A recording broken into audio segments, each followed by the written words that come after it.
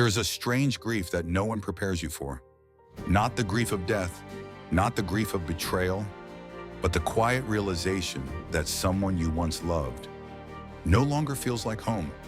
There was no fight, no dramatic ending, no final goodbye. One day you simply notice that the conversations have become shorter. The laughter sounds forced, the silence feels heavier than the words, and somewhere between who you were and who you've become, an invisible distance appeared. Most people call this growing apart, but philosophy suggests something far deeper. Sometimes we don't lose people. We simply become someone who can no longer meet them in the same place. Tonight we explore one of the most painful truths about life: why we outgrow people.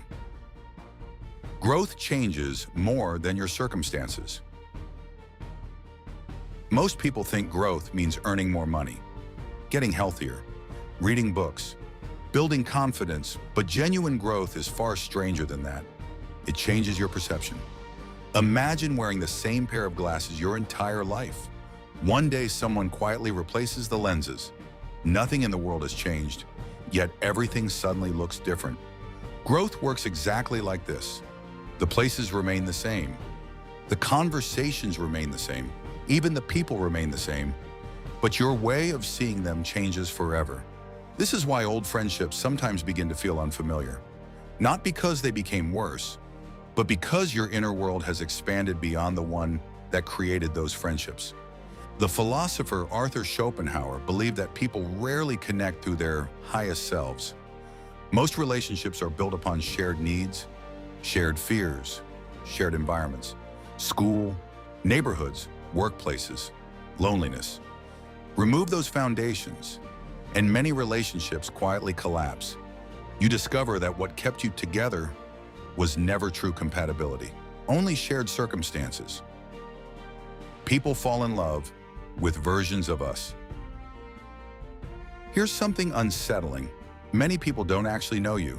They know a version of you. The anxious version, the insecure version, the funny version, the ambitious version. The people around us unconsciously create an image of who we are. When we change, that image breaks. Sometimes they celebrate it. Sometimes they resist it. Imagine someone who has always been the peacemaker, the person who never says no. One day they finally develop boundaries. Suddenly everyone accuses them of changing. But they didn't become selfish. They became authentic. Growth often feels like betrayal to people who benefited from your old identity. This explains why self-improvement sometimes costs relationships. Not because growth is dangerous, but because comfort hates transformation. Every relationship has an expiration date. Nature teaches us something humans struggle to accept. Everything has seasons: trees, rivers, stars, even civilizations. Yet we expect relationships to last forever. The ancient Heraclitus famously declared, "No man ever steps in the same river twice," because neither the river nor the man is the same. Relationships are living organisms. They evolve. Some deepen, others fade. Neither outcome is necessarily failure. Sometimes a person enters your life only to teach you one lesson. Once the lesson is complete, the relationship quietly fulfills its purpose. We often mistake endings for mistakes, but endings are sometimes evidence that growth occurred. If every teacher stayed in your classroom forever, you would never graduate. Success creates invisible walls. Growth creates another strange phenomenon. Your problems change.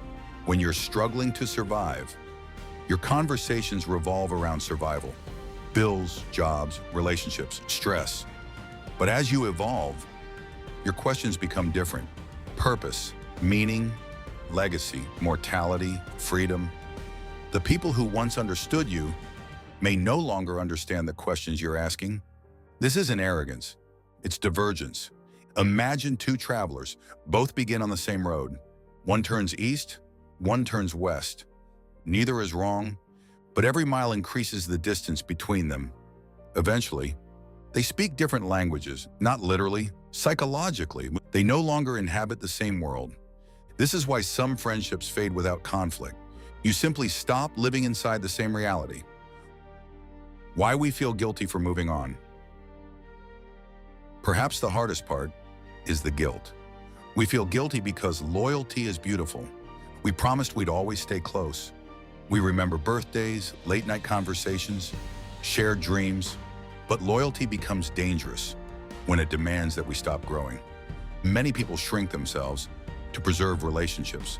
They avoid success, hide their curiosity, silence their ambitions, pretend to be the old version just to make others comfortable. But there is another kind of betrayal, the betrayal of abandoning yourself. And unlike losing other people, that loss follows you everywhere. Outgrowing people doesn't mean you stop loving them. One of the greatest misconceptions is believing distance means hatred.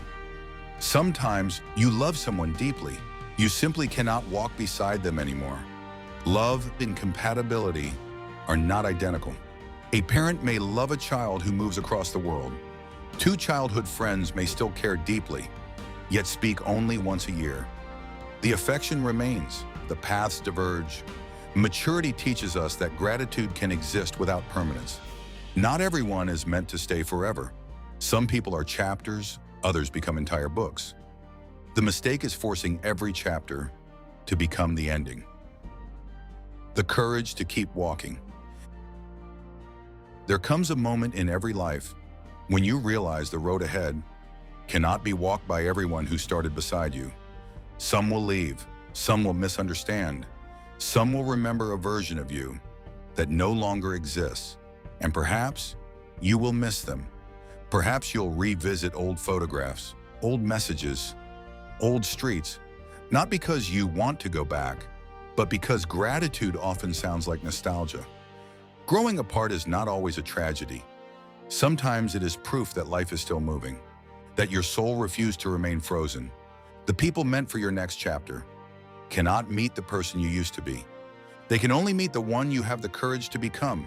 So if someone no longer walks beside you, do not ask only, why did they leave? Ask something far more important. Who am I becoming? Because the most meaningful relationships in your future will never be built by pretending to remain the person you've already outgrown. Fade to black. Some people are bridges, not destinations.